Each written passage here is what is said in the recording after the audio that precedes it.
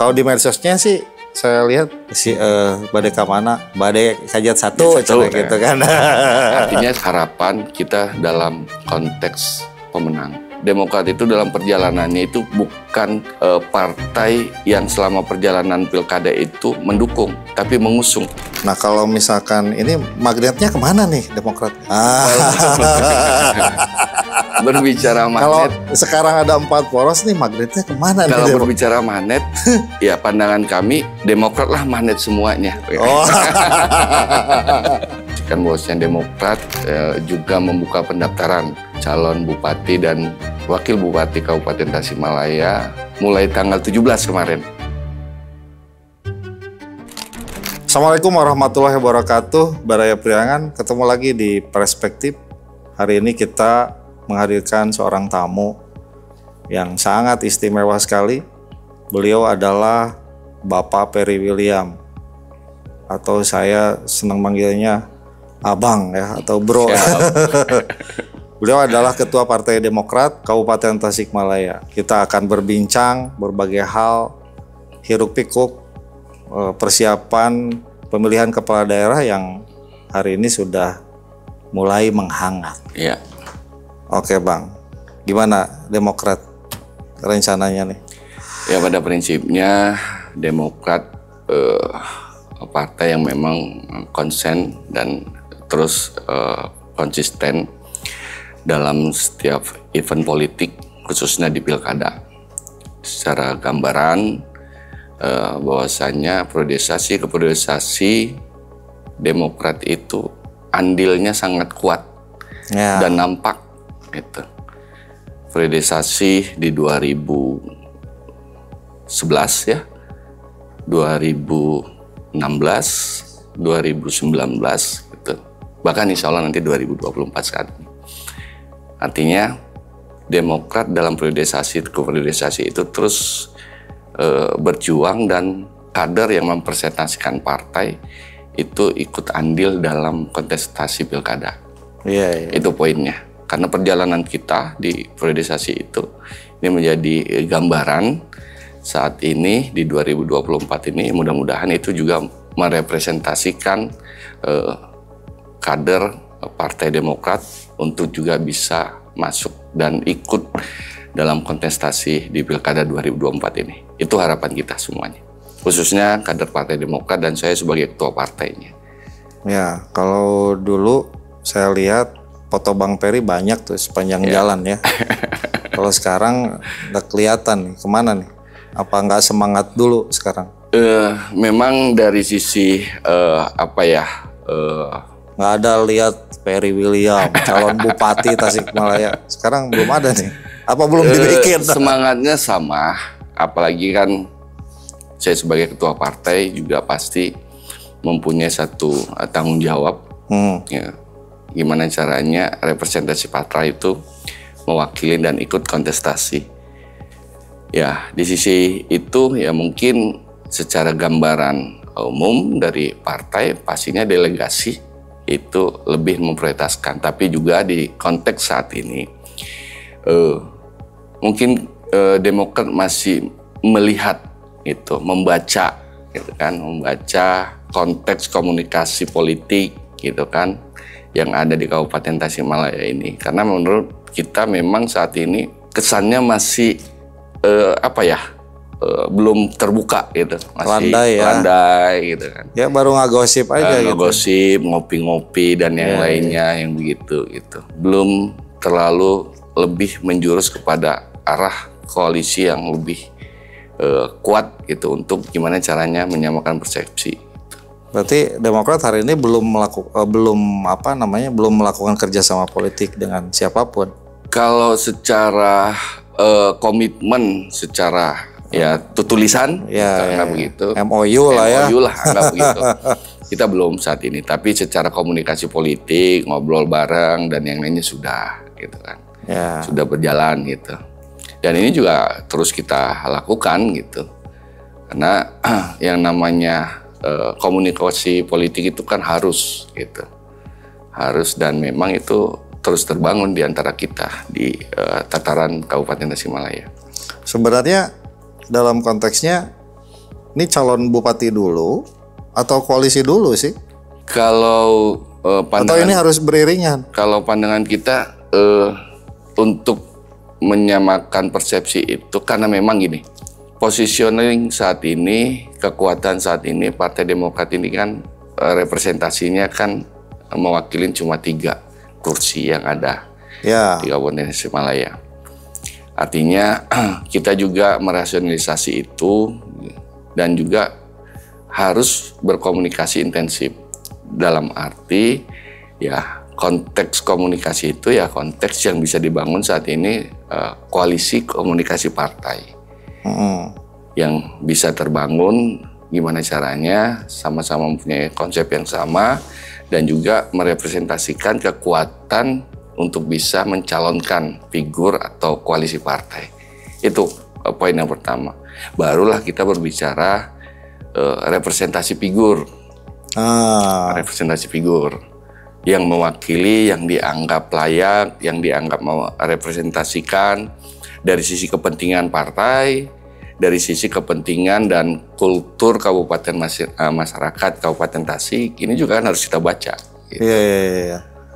Kadang kan koalisinya terbangun, tapi calon bupatinya nggak ada.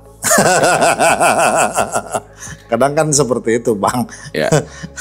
Ya. Makanya saya nanya, ini koalisi dulu atau figurnya dulu nih? Sebenarnya kalau berbicara koalisi atau figur dulu, pastinya dengan hadirnya koalisi pasti mewakili atau merepresentasikan figur, tapi konteksnya mungkin konteksnya saat ini tidak terlalu mengkedepankan figurnya, tapi mengkedepankan visi misi Kabupaten Tasikmalaya gitu kan, partai koalisi kita bisa bareng gitu.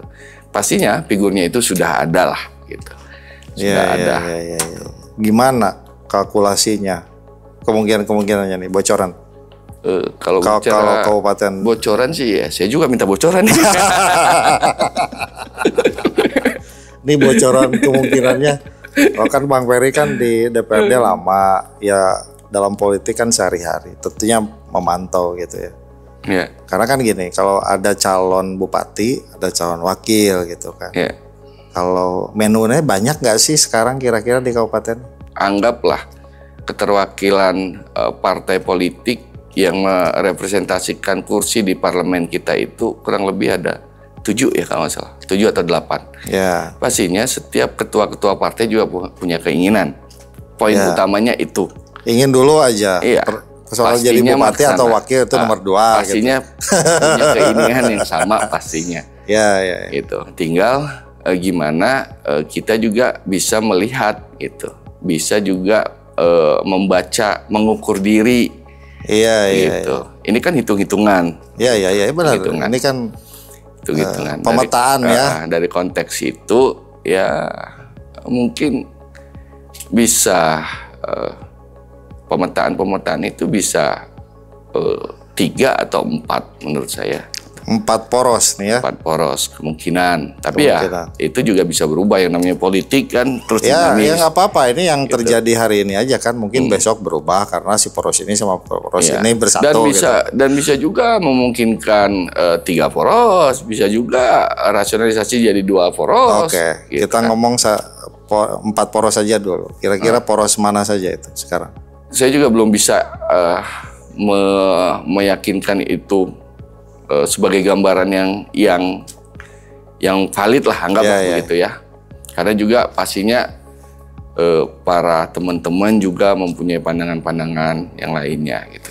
Yang jelas dalam konteks ini yang mempunyai satu kepentingan yang kuat dan memang itu sebagai legitimasi di beliau sebagai incumbent, pastinya satu poros sudah mewakilin PDIP gitu. Satu poros sudah mewakilin. Figurnya Ade Sugianto sebagai pastinya incumbent. Gitu kan. Nggak mungkin kan gitu kan. Beliau sebagai ketua partai PDIP juga sebagai bupati juga, partainya tidak merepresentasikan beliau gitu kan. Sebagai bupati sangat tidak mungkin. Poin pertama itu. Poin kedua mungkin ada Gerindra di situ yang sama-sama. Oke, ada Gerindra. Gitu kan. Ya, ada tokoh 9 juga ya. kursi, ada figur juga mungkin. Ada gitu figur kan. yang diangkat sekarang ya. Ada Pak Kiai Atam. Ya. Dari Gerindra. Itu. Yang ketiga mungkin Asep Separi. Aku sebut nama aja Bang, nggak usah malu-malu. Kan teman abang juga yang disebut itu. Asep Separi. Oh ya. gitu. Ya dia udah statement kan dia mau nyalon Ya. wali kota, bupati. Bupati gitu ya. Ya atau wakil bupati. Gitu. Iya. Lalu ada Golkar ya. Ada Golkar, itu ada Pak Iwan Saputra ya. Ada Pak Heri Purwanto sebagai ketua partainya. Satu gitu. lagi yang ada provinsi itu. Provinsi ya, Pak Yot Bintara, tiga figur ya. 3 figur itu yang ada di Golkar gitu. Artinya kan kalau melihat komposisi itu sudah jelas gitu ya. Sudah jelas 3 bandul ini sudah mewakilin. Ya. Gitu. Kalau satu lagi bandul yang satu tinggal lagi. berbicaranya kira-kira gandengan atau apa. Nanti dulu Bang, ini P3 belum disebut. Iya. Ini makanya mau disebut. Oh iya, lanjut. Makanya gandengan atau kerjasama antara bupati dan wakil bupati ini masih bisa berjalan atau tidak, gitu kan? Nah, ini juga kan pandangan-pandangan politik yang ada di Kabupaten Tasikmalaya ini juga merepresentasikan kira-kira gitu kan? Iya. Pak Cecep ini gitu. masih mau sama Pak Ade atau gimana? Atau dia ingin mencalonkan Jat 1 ya. Jat 1. Kalau di medsosnya sih saya lihat si Badai Kamana, Badai Kajat 1 gitu kan. Artinya kan sudah tergambarkan kalau gitu melengkapin dari 3 plus 1 berarti 4. Kenapa saya berbicara 4 itu salah satunya. Berarti pandangan Abang nih kemungkinan Pak Ade sama Cecep ini berpisah. Kalau melihat tadi postingan medsos gitu.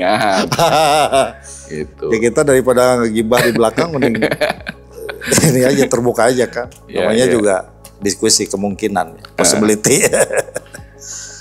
Oke, berarti ada 4 bandul itu ya. 4 bandul itu kalau ya Pak Ade, Pak Cecep itu bukan memisahkan diri, dia mengambil posisi lain untuk mengambil posisi Jat 1. Nah, dalam 4 poros ini Demokrat posisinya gimana? Kalau Demokrat targetnya dimanapun kita berada itu harapan kita dalam konteks pemenang itu. Bisa kita berkoalisi dan juga koalisinya koalisi tentang komitmen antara Jat 1 dan Jat 2-nya gitu. Berarti Jat 1-nya dari partai lain dan Jat 2-nya dari Demokrat atau ya kita juga merasionalisasikan gitu tentang pemetaan politik yang ada gitu. Tapi secara harapan pastinya setiap partai juga berkeinginan gitu.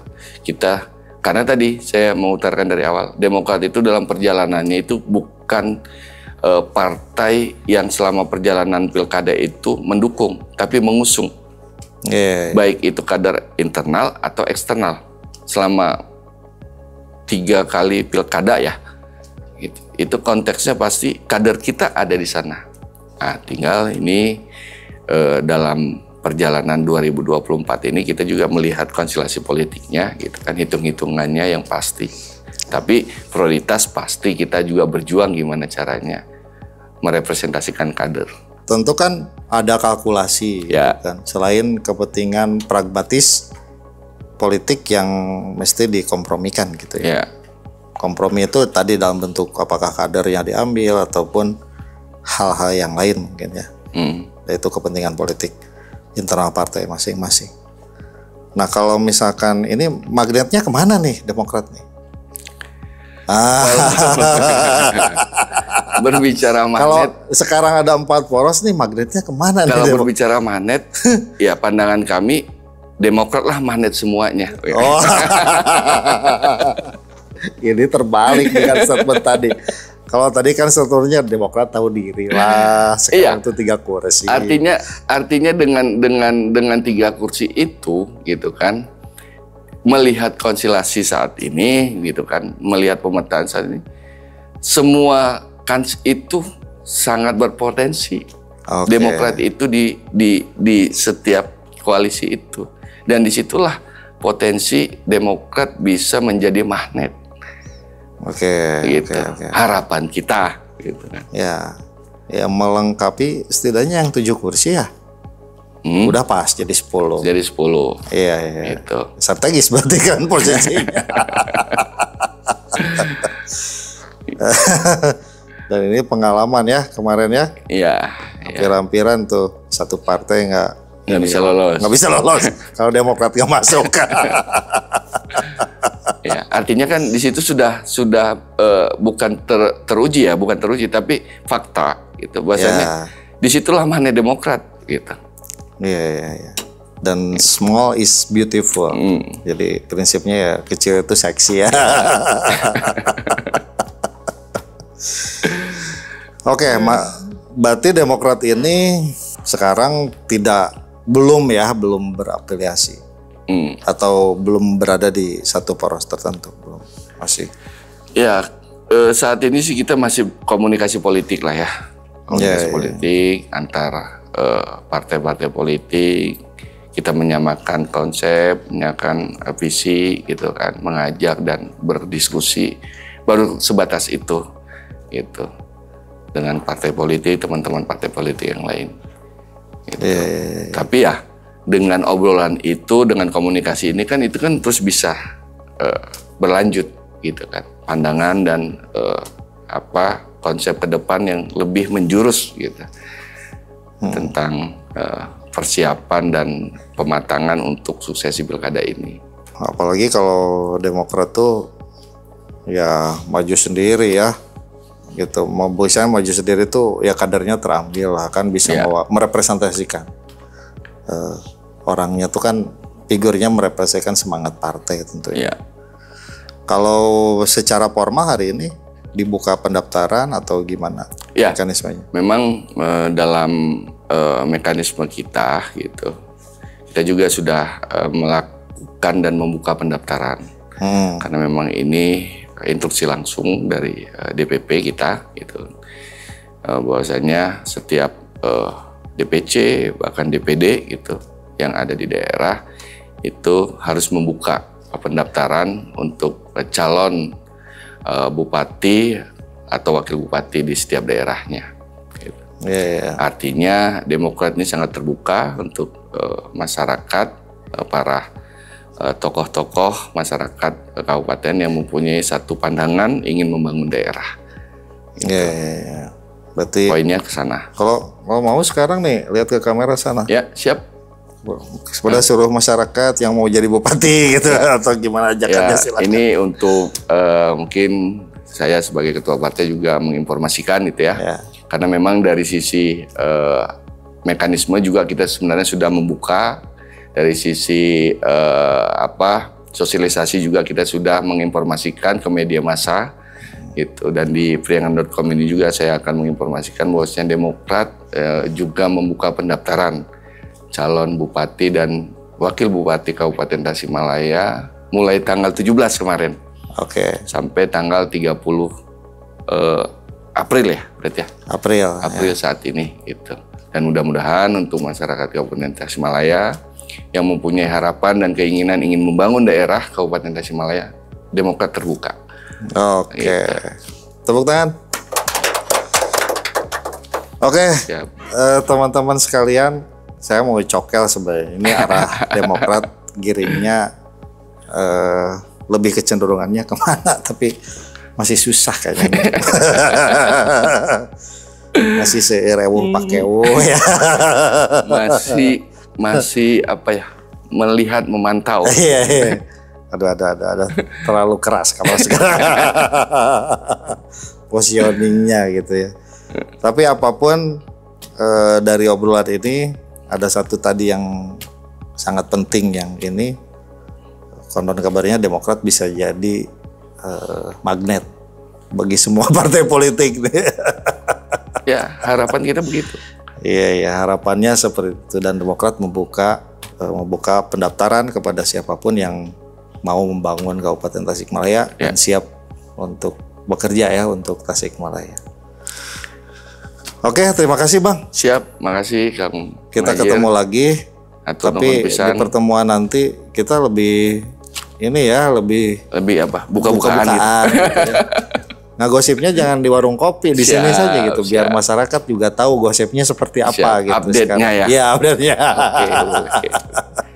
Terima kasih Baraya Priangan, kita ketemu lagi dalam perspektif di episode berikutnya. Assalamualaikum warahmatullahi wabarakatuh. Waalaikumsalam. Hatur nuhun. Siap.